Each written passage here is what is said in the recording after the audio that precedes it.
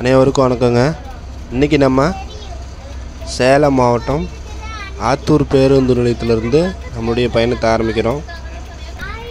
எங்கே போக போகிறோன்னா முத்துமலை முருகன் கோயில், உலகத்திலேயே உயரமான முத்துமலை முருகன் கோயிலுக்கு தான் போக போகிறோம். இப்போ ஆத்தூர் பேருந்து நிலையத்திலிருந்து வெளியில் வந்தாச்சு.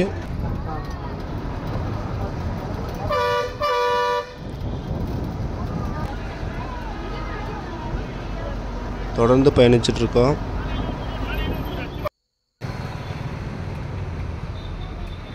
லெஃப்ட் சைடு பார்த்தோம்னா அரசு ஆண்கள் மேல்நிலைப் பள்ளி இருக்குது. ரைட் சைடு கோர்ட் இருக்குது. இது லெஃப்ட் சைடு போனோம்னா ராசிபுரம் ரோடு, நாமக்கல் ராசிபுரம் போகிறதுனா குறுக்கு வழியாக இந்த வழியாக போகலாம். இங்கே பார்த்தோன்னா அழகான பாலம் நமக்கு ஒன்று தெரியுது. தொடர்ந்து பயணிச்சிட்ருக்கோம்.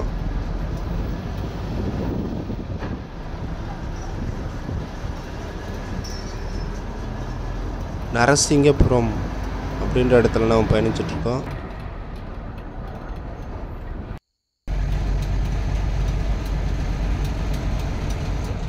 நம்ம முருகனுக்கு உகந்த நாளான தைப்பூசம் அன்னைக்கு போயிட்டுருக்கோம் கோயிலுக்கு.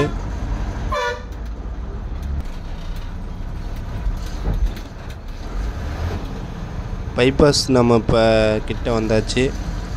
பைபாஸில் சென்னை சேலம் பைபாஸில் ஜாயின் பண்ணுறாங்க.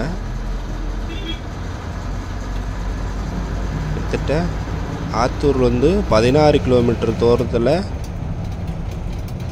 இந்த முத்துமலை முருகன் கோயில் இருக்குது. பைபாஸ் ஒட்டியே தான் இருக்குது. பயண கட்டணமா 15 ரூபா வாங்கினாங்க.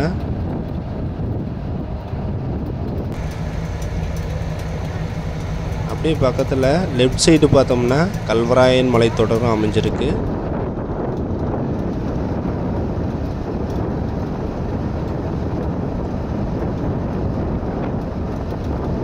நல்லா அழகாக பயணிக்கலாம். கூட்டம் இன்றைக்கி ஹெவியாக தான் இருக்கும்.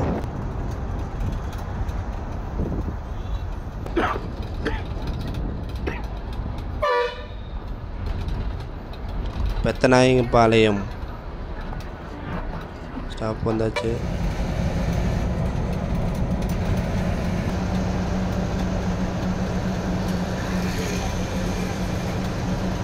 கொஞ்சம் தூரம்தான், ஒரு அரை மணி நேரம் பயணத்தில் நம்ம அந்த இடத்த அடைஞ்சிடலாம். உலகிலேயே உயரமான முருகன் கோயில் நம்ம கிட்ட வந்தாச்சு. பஸ்ஸு ஆத்தூர் போகிறதுனால நம்ம சுற்றி வரோம். இங்கே பாருங்கள் எவ்வளோ பிரம்மாண்டமான இயேசு சிலை. பஸ் விட்டு இறங்கியாச்சு. ஆரம்பமே கூட்டமாக தெரியுது. கரும்புகளும் இதெல்லாம் வச்சுருக்காங்க. என்ட்ரன்ஸ் பாருங்கள், கூட்டம்.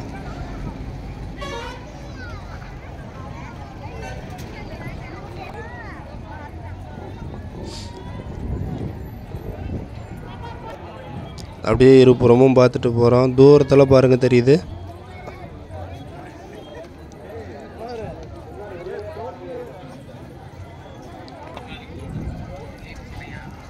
இருபுறமும் சின்ன சின்ன பாத்திர கடைகளும் பொம்மை கடைகளும் அங்கங்கேயே இருக்குது.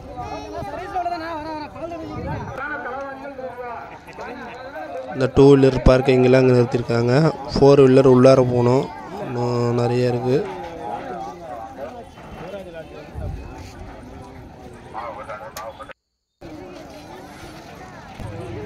கிட்டத்தட்ட இது அந்த மலேசியா முருகன் கோயிலை வடிவமைச்ச அதே நபர் தான் இந்த முருகன் கோயிலும் வடிவமைச்சிருக்காரு.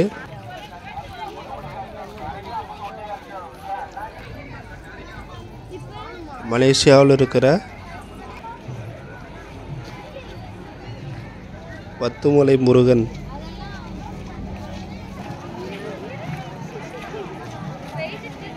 அந்த 10 மூலை முருகனை வடிவமைச்ச அதே நபர் தான் இந்த முருகன் சிலையையும் வடிவமைச்சிருக்காரு.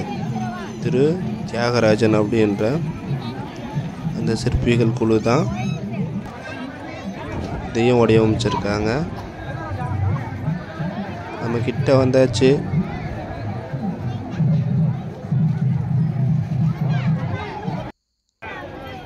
பத்துமலை முருகனுக்கு வேல் வலக்கையில் வச்சிருப்பாரு, இடது கை ஆசீர்வாதம் செய்கிற மாதிரி வச்சிருப்பாரு.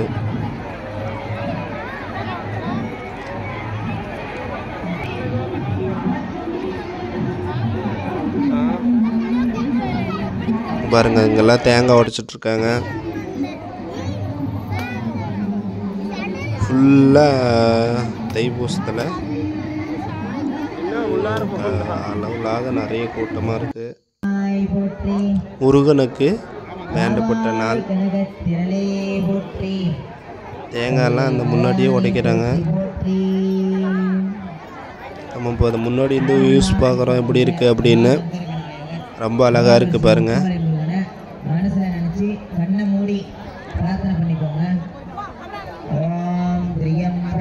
எவ்வளோ பிரம்மாண்டமாக இருக்குன்னு.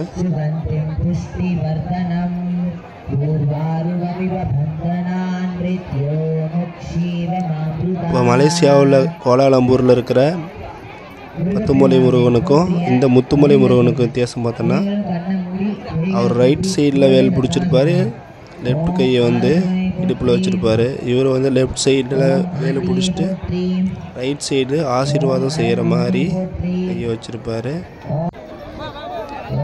அந்த மலேசியா பத்துமலை முருகன் தங்க கலவையை கலந்து கட்டப்பட்டது. 300 கிலோ டன் அளவுக்கு தங்க கலவையை கலந்து போட்டது. இது சாதாரணமாக சிமெண்ட் செங்கலால் கட்டப்பட்டது.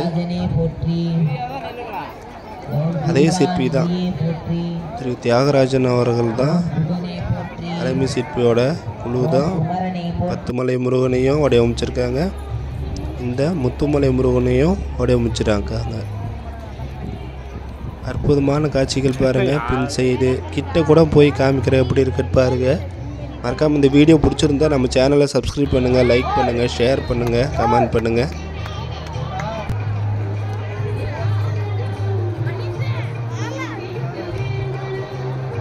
அவ்வளோ பிரம்மாண்டமாக இருக்குது பாருங்கள். பக்கத்தில் மலை மேலே அங்கே பாருங்கள் கோயில் ஒன்று இருக்குது. அங்கேயும் போயிட்டு வராங்க. முருகன் கோயில், முருகனோட பாதம்.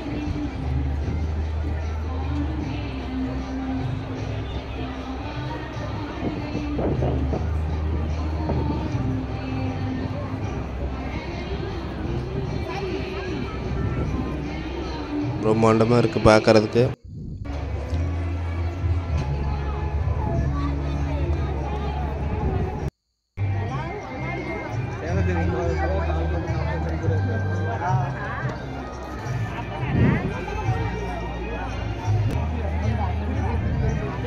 மறக்காமல் இந்த வீடியோ பிடிச்சிருந்தா நம்ம சேனலை சப்ஸ்கிரைப் பண்ணுங்கள், லைக் பண்ணுங்கள், ஷேர் பண்ணுங்கள், கமெண்ட் பண்ணுங்கள்.